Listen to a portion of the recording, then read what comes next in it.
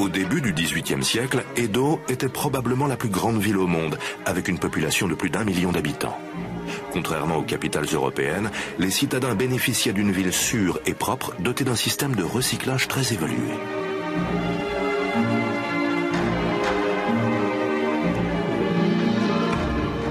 Sa prospérité était exceptionnelle.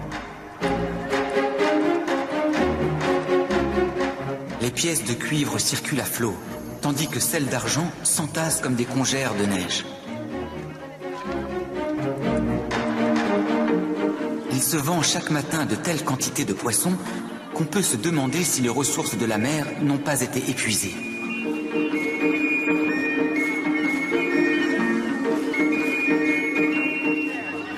Au loin, on aperçoit le mont Fuji, qui se découpe sur l'horizon dans toute sa magnificence.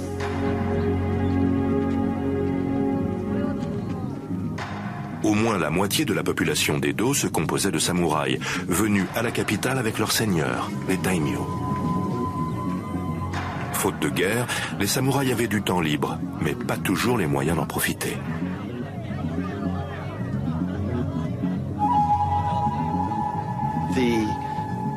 L'inconvénient de cette période de paix pour les samouraïs, c'est qu'il leur était interdit de se lancer dans le commerce. Ils ont par conséquent vu petit à petit que beaucoup de riches marchands pouvaient se permettre ce qu'ils voulaient, parce qu'ils avaient plus d'argent qu'un samouraï moyen. Assez ironiquement, ceux qui tiraient profit de cette organisation de la société étaient les marchands, qui fournissaient aux samouraïs tout ce dont ils avaient besoin.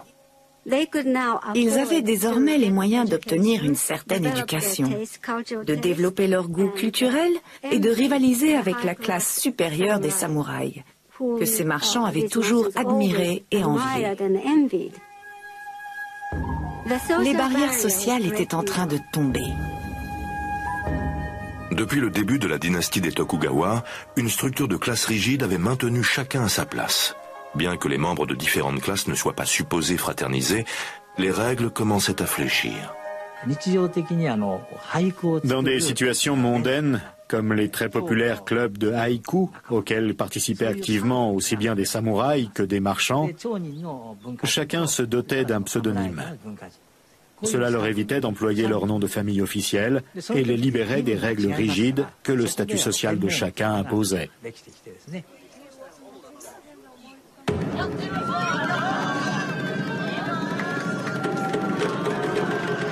Stimulés par la paix et la prospérité économique, les arts et les divertissements s'épanouissent. L'intérêt que les samouraïs portaient à l'éducation avait encouragé l'alphabétisation de toutes les classes sociales. 85% de la population masculine d'Edo lisait avidement. En 1800, il existe environ 120 cercles de haïku.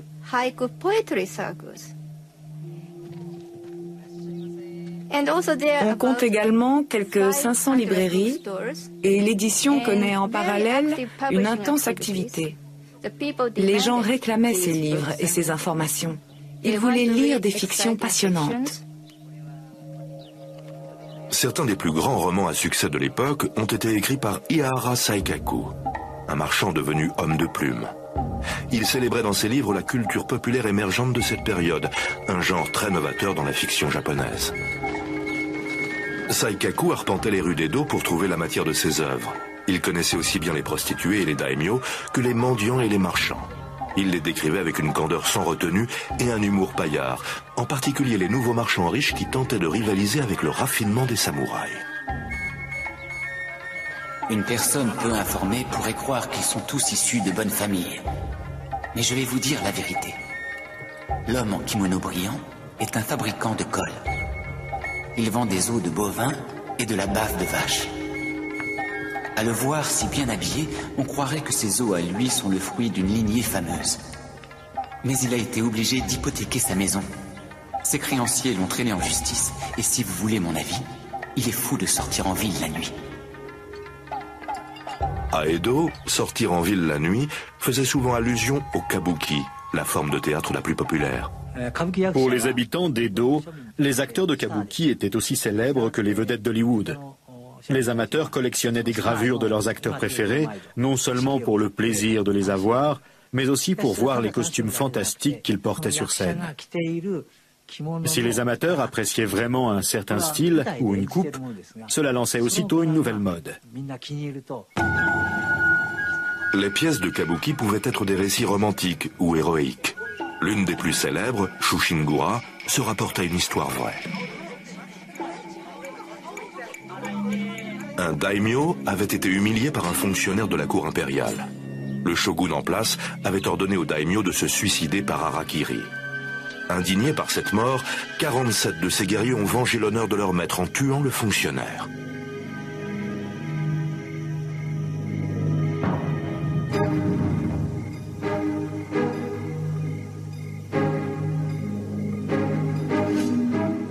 Cette action avait représenté un dilemme pour le shogun de l'époque.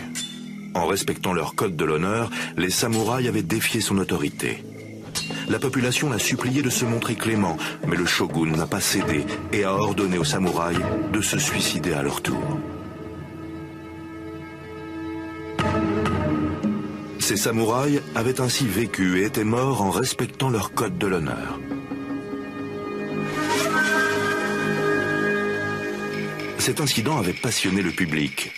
Ces hommes ont rapidement été immortalisés dans une pièce de kabuki en guise d'hommage à une époque révolue. Pour eux, cela représentait l'idéal d'un samouraï qui serait tellement désintéressé et dévoué à son honneur et à son maître qu'il renonce à sa propre vie. C'était rassurant dans un monde mercantiliste et chaotique où la plupart des samouraïs passaient leur temps à boire, à faire la fête, à aller au théâtre et à se montrer aussi égoïstes que tout un chacun. Ici, les 47 samouraïs agissent en véritables guerriers.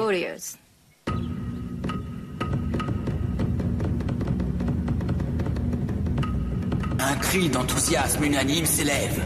Bravo! Bravo! Cette approbation des fidèles serviteurs résonnera pour les siècles à venir. Nous avons raconté ici leur gloire sans cesse renouvelée, comme les feuilles du bambou. L'honneur des samouraïs persiste à jamais dans les mythes et les légendes. Mais dans le Japon des Tokugawa, il n'y avait plus de guerre ni de quête pour une gloire éternelle. Dans la vraie vie, les samouraïs allaient devoir trouver un autre exutoire à leur passion.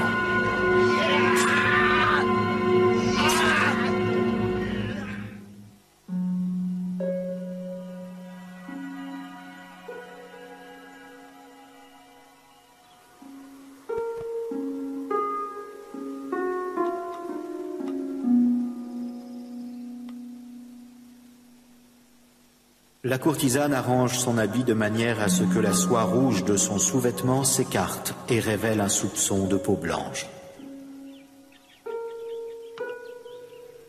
En voyant ceci, les hommes perdent la raison et dépensent l'argent qu'on leur a confié, même si cela doit littéralement leur faire perdre la tête le lendemain. La plupart des hommes se contentent de jeter des regards envieux à ceux qui peuvent se payer les services de la courtisane.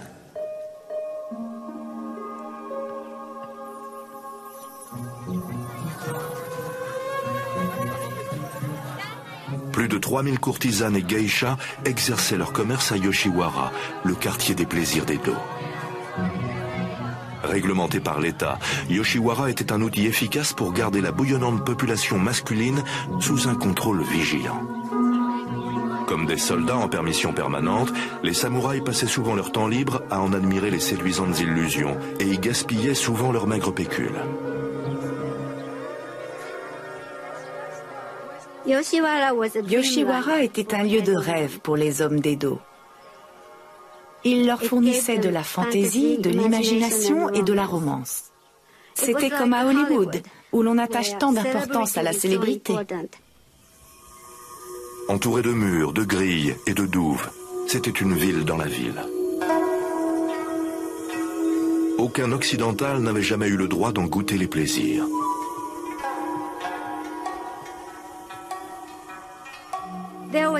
Il existait une grande différence entre les geishas et les courtisanes. Les geishas étaient des artistes professionnels. Elles ne vendaient pas leur corps. Elles offraient aux hommes leur musique, leur chant et leur danse en guise de divertissement. Les courtisanes, en revanche, divertissaient leurs clients par leurs conversations et des relations sexuelles.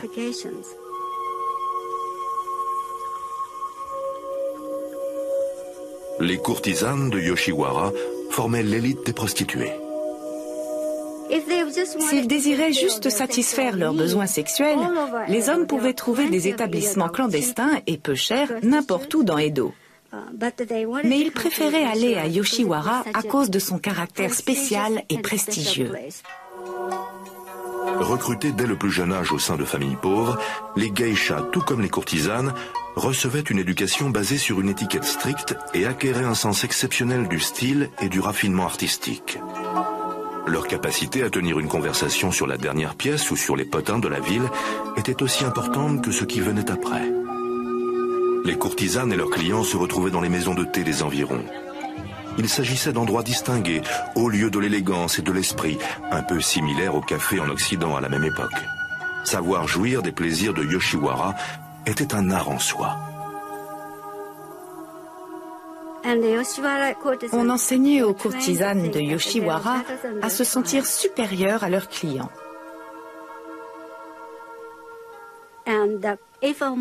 Si un homme voulait visiter Yoshiwara, il devait se préparer 6 mois à l'avance.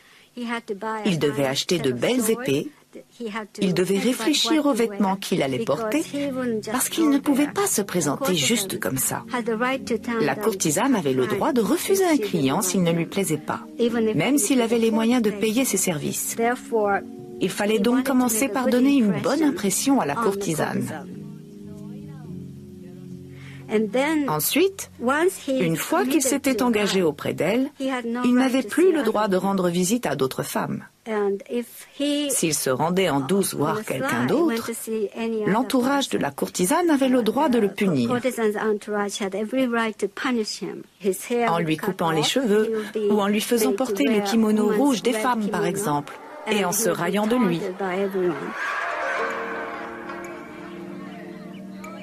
Yoshiwara développait ses propres coutumes, ses arts, ses modes et son langage particulier.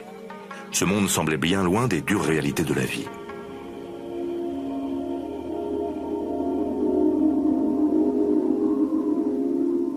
Ne vivre que pour l'instant présent. S'adonner tout entier à la contemplation de la lune, de la neige, des fleurs de cerisier et des feuilles d'érable. Chanter des chansons, boire du saké, se caresser l'un l'autre et simplement dériver. Ne pas se laisser abattre par la pauvreté et ne pas la laisser transparaître sur son visage, mais dériver comme une calebasse qui flotte sur la rivière. C'est ce que nous appelons ukiyo-e, le monde flottant. Mais le terme ukiyo conserve le sens bouddhiste de l'aspect transitoire de la vie. Les souffrances sont toujours présentes, en particulier pour les courtisanes et les prostituées qui avaient toutes des soucis.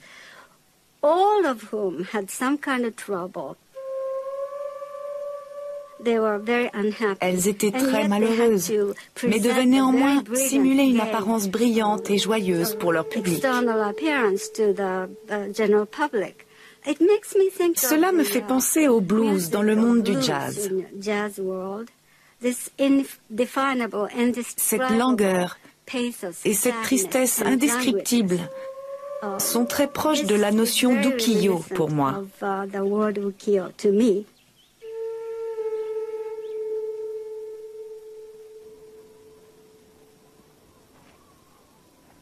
Pour les samouraïs qui fréquentaient Yoshiwara, les temps changeaient. Ils continuaient de s'entraîner chaque jour au combat, mais sans guerre à mener, beaucoup perdaient leurs repères. Les guerriers d'aujourd'hui ne parlent que de femmes, de nourriture et de boissons, d'acteurs et de pièces de théâtre.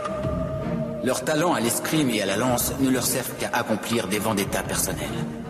Ils n'étudient le tir à l'arc et l'artillerie que pour se donner en spectacle. Ils ne chevauchent que pour les cérémonies. Katsu Kokichi était un samouraï de classe moyenne, attiré par Yoshiwara, mais qui n'avait pas les ressources nécessaires pour y satisfaire ses désirs. J'avais 21 ans et j'étais sans le sou. Je n'avais d'autre choix que de vendre mon épée de tous les jours. Je ne possédais que les vêtements que je portais. Pour oublier mes chagrins, je suis allé à Yoshiwara.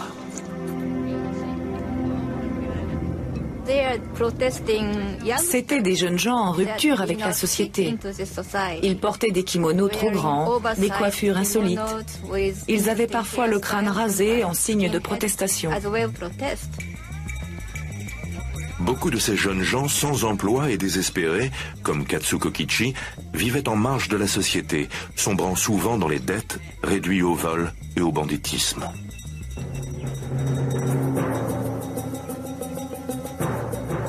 Quand nous avons pénétré dans l'enceinte du temple, deux personnages troubles se sont approchés en fredonnant. Sans prévenir, mon compagnon a craché au visage de l'un d'eux.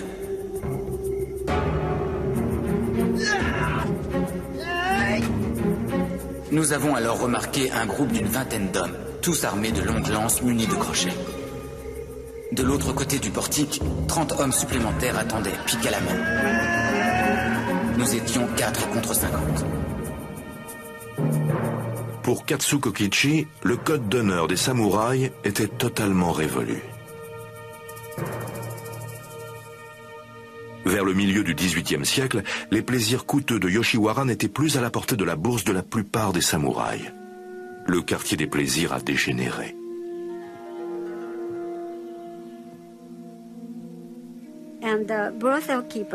Les tenanciers de bordel ont perdu leur fierté. Ils étaient devenus des esclaves de l'argent et avaient perdu leur compassion. Certains étaient devenus très cruels et traitaient les prostituées de façon lamentable. Il y a même eu des décès. Vers la fin de cette période, les prostituées malades ne recevaient ni soins ni médicaments. Et quand elles mouraient, on les jetait à la fosse commune. Sentiment de solitude, comme des mauvaises herbes qui flottent, coupées à la racine. Je ne peux que suivre l'eau, là où elle me porte.